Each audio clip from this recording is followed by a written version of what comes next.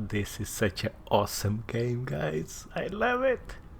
So this is another milestone. Welcome to another video, fifth video of this beginner series I'm doing to just showcase from a high level perspective the roadmap, or the key milestones I should say, about completing this game. And this is another one. This is the I think, well, this one is actually optional, which is to create a Dyson Swarm before you move on to the next stages of your interstellar even logistics network and Dyson Sphere creation. Man, this game is just so gorgeous. I love it. I absolutely love it. So this is, again, like I said, this is completely optional. Do you need to create a swarm at this stage? Not really. I think as a beginner you might want to get involved into this, because after all this work to get into this stage, and because you'll need a lot of energy, it's cool that you start to slightly dip your toes into the actual Dyson Sphere creation. And that's the purpose of this video, to show you this, let's say, optional but recommended milestone for a beginner, which is to create a Dyson Swarm, which is the first step in order for you to create a Dyson Sphere. What does that mean? First step, let's click here on the Dyson Sphere icon over here on the left hand side, and then this takes you to the editor of Dyson Spheres. The first thing you need to do is to create a Dyson Swarm. So Dyson Sphere, basically, within the context of this game, obviously, because I don't know how a real Dyson Sphere would be created, but they actually aren't too far from the theoretical truth about how a Dyson Sphere would be created. Which is another great thing about this game. But anyway, what you want to do is to start creating a swarm, and for that you just need to go to the editor, click the orbit list, and then click add orbit. And that's it. When you add an orbit, I'm going to add a third one, so I already have two orbits, as you can see here. When you click, you can see the different orbits. By default, you need to have at least one, so you can't delete this one. Then I create the second one, and then let's create the third one. So click add orbit, and then you have three options to select from.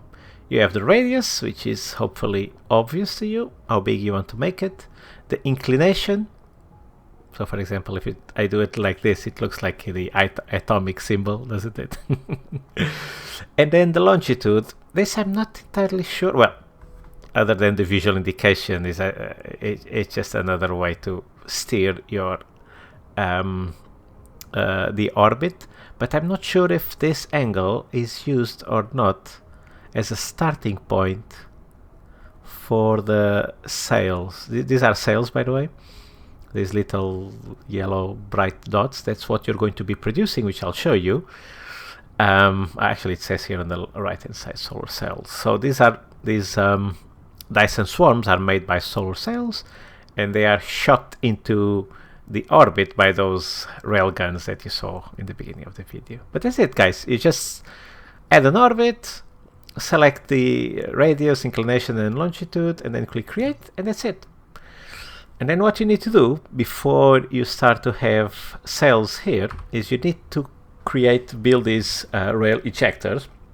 When you click on them, you then select which orbit they will aim at. And now there's a bit of information here to digest, so let's look into it. So like I said, you need to produce these solar cells. I'll show you in a few minutes how to build these things. But the main thing to bear in mind is that these guns only start shooting the cells into orbit if they have angle. As you can see here, also visually you can see the orange glow underneath. It doesn't have enough angle. And you can see here, if you follow the sun, you don't see it. So there's no angle to shoot. But if I go to the other side, it's all dark. Yeah, it's all dark in this pole. Is it the North Pole or the South Pole? It's the North Pole. So because I don't have an angle to shoot at the swarm, the weapons or the guns are not doing anything. Okay, that's probably why you want to think where you want to put this. I normally put on the poles depending on the inclination of the planet and all that stuff, you'll either get more sun exposure, i.e. more opportunity to shoot solar cells into orbit than others. Eventually, you'll just put so many everywhere. It doesn't really matter that much, but you can put on both poles, on the center. It really depends on the statistics on the right hand side, the inclination and stuff. But as a beginner, I wouldn't worry about it. I find it easier to start on the poles. You might put, like I did, one on the North Pole, maybe another on the South, and maybe another row here in the middle. Let me show you how the solar system now looks like. With all these interstellar logistics stations sending vessels between planets, this is what you see. It's so cool. So now I've colonized all the planets, basically. This was where I put the railguns, just because it's closer. And another tip is I recommend you to have a dedicated planet for building Dyson spheres. Because of as you scale up, you're going to start running out of space. So you want to try to segment. And I think this is a good point of segmenting, of starting to build this railgun, let's call it factory or logistics network, and the things you need to build a Dyson sphere on a separate planet. It helps with the logistics. So if you remember from the previous episode, the Apollo one is where I'm grabbing silicon and titanium, and this one is where in the future I'll grab all these materials as well, but for now I'm using it just to build the Dyson sphere. Just look how beautiful this game is.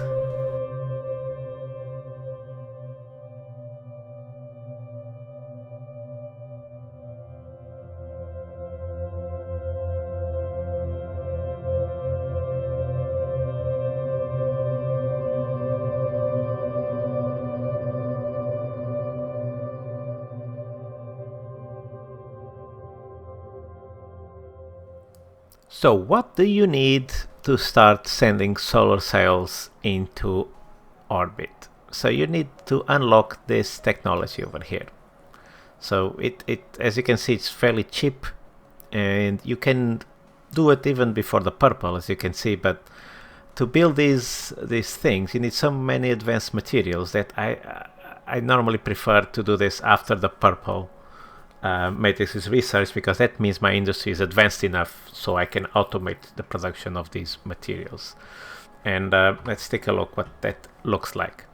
So because as a beginner, and also in this stage of the game, you shouldn't go crazy with the size of your factories. This is just a small one just to create these solar cells. And what do you need for these solar cells? So you need graphene, and you need photocombiner, and it's not difficult to make these things. That's why you can potentially anticipate this. But like I said, I like to have the factory or my industry, whatever you want to call it, more advanced before I start worrying about Dyson Sphere. And I think as a beginner, you should focus on the industry before you get to this point, if it makes sense. There's no point trying to create a Dyson Sphere if then you don't have enough materials or stuff like that, or if your logistics network isn't great. So that's what you need for you to build this is it photo combiners? What is it called? Oh, photon combiner. Wow, one of the rare moments where I actually got the names right. So what do you need? Factory to build this stuff. So you don't need much again. You need glass, so you can turn glass into prisms, and then you turn the prisms into photocombiners. Jesus, I was almost forgetting the name again. These names, for some reason, my brain doesn't stick in my brain. So I call all sorts of names, and I can only apologize if you're a beginner. You might get a bit confused with these names. Okay. So I'm sorry. I hope it still is you find these videos useful. But anyway, yeah. So you need photocombiners, and this is very linear to produce. When you only have like one, sorry, what I want to show you is this. When you have like one material to turn into the other, and then you combine two materials into one, normally it's easy. So yeah, it's not too difficult to build these things, and then obviously I use planetary logistics stations to transfer this into my solar cell mini factory. Another important thing at this stage is power. So these railguns and most of the buildings you'll start to produce now in order to build a Dyson Sphere, they start to consume a lot of power. So in this case I have a lava planet here, and I'm using the geothermal power plants to provide energy. You can see I have plenty of energy here, only a small percentage is being consumed for this, and you can just, here I still didn't do, but you can just plant these plants all over the lava gaps you find here.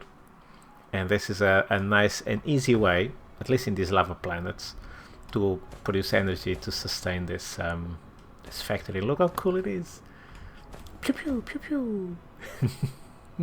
It's just, I mean, this game is just amazing. I know these are details, you know, if the gameplay wasn't great, it doesn't matter, the graphics, I don't think, but the graphics, I think, add a depth to the game that makes the learning curve more bearable, if it makes sense.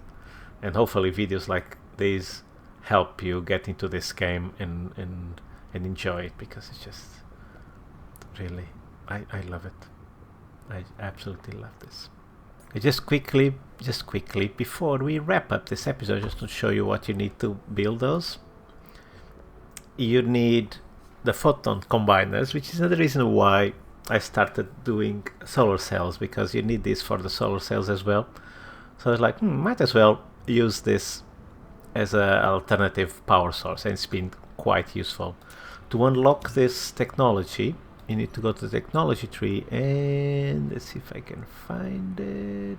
It's this one, geothermal extraction, and again it's relatively cheap to unlock, and all you need is blue and red cubes.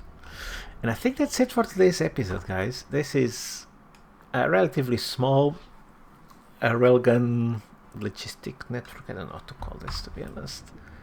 And then you can start producing or building your Dyson Swarm. Let's check real quick how much energy we're producing. Okay, not a lot yet, but if you build more of these, and this is basically the next step in this evolution, is the more you build, obviously the more energy you'll produce. Oh, and there's something important I didn't show you. I'll show you this in more detail on the next episode, but how do you use this energy? Just because it's up here doesn't mean you're consuming it. So you need to build these ray receivers, and I think I don't have them yet. No, I don't know if I have unlocked them. I must have, otherwise it wouldn't appear. Yeah. No, it's not this one. Here it is, these ray receivers. So I need to build some of those so I can start to grab the energy of it.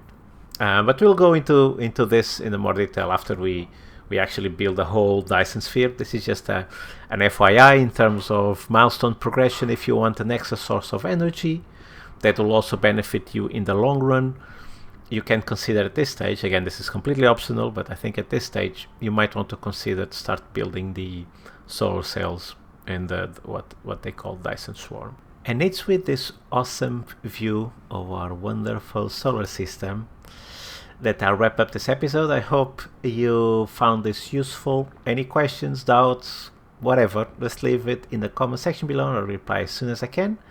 And I'll see you again on the next one. Bye bye.